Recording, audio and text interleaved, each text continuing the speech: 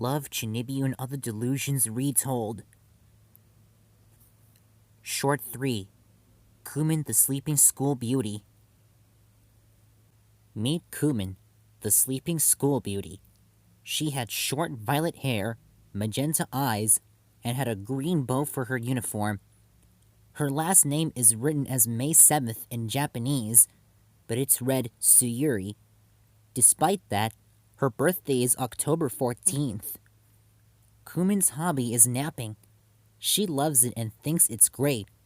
So much so that she once dozed off mid-class, confusing her classmates and upsetting a teacher.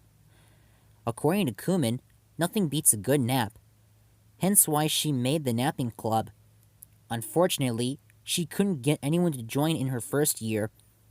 But thankfully in her second, she joined forces with 4 misfit students to form the Far East Magical Napping Society summer thereof. Kumin only saw it as the napping club she dreamed of. Get it? One morning, Kumin went to her club room and said, "Good morning." But there was no one there yet. She comes to the club room every day for club activities, which of course includes napping. Kumin opened a metal locker full of pillows. Each one had a different shape, color, and material.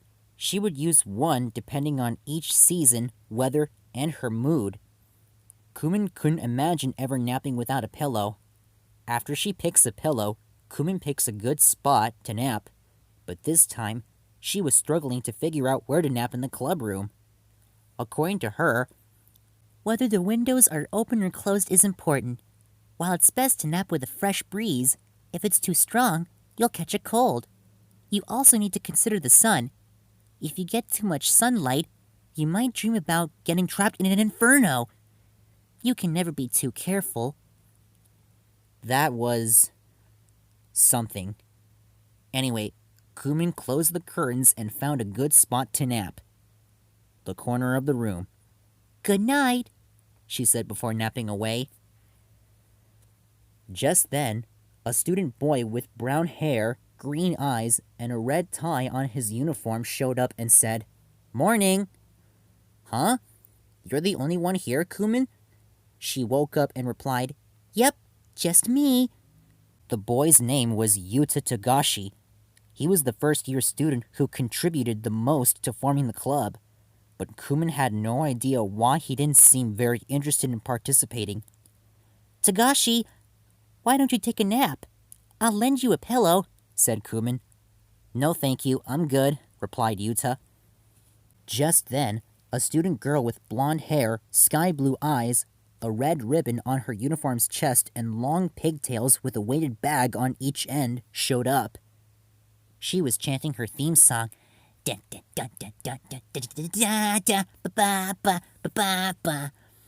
Her name was Sanai Dekamori. She was still a third-year student in middle school, but Deko always came to their club meetings. "Dekamori, here's your milk," said Kumin, showing her a box of strawberry milk. "That milk is tainted with blood," exclaimed Dekamori.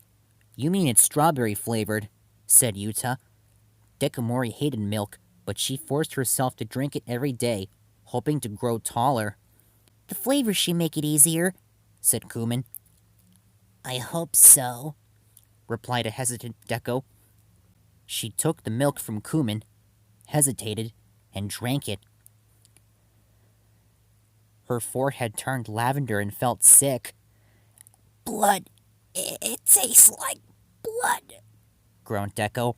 "Like hell it does!" exclaimed Yuta. He would always make remarks like that. According to Kumin, Yuta is constantly playing the straight man, and it must be a lot of work. Just then, another student girl with brown hair, brown eyes, a pink beret, and a red bow on her uniform came along. "Man, I'm exhausted," she said. "I'll never understand why sports clubs care so much about seniority." Her name was Shinka Nibutani. Not only is she a first-year class representative, Nibutani is smart and popular too. "You dare show yourself, fake Mori Summer?" asked Dekamori. Nibutani grabbed her drink, force-fed her it, and shouted, "Don't call me that!" She may seem nice and friendly, but she showed her true colors in the club room. "Are you trying to get me killed?" exclaimed the tearful Dekamori. According to Kumin, Nibutani and Deko get along very well. Finally, a student girl with blue-violet hair, a white eye patch, a blue eye, and a red bow on her uniform showed up. "Master, good morning," exclaimed Dekamori. Her name was Rika Takanashi. According to Kumin, she has mysterious powers that allow her to seek dark beings, and being with her is a lot of fun.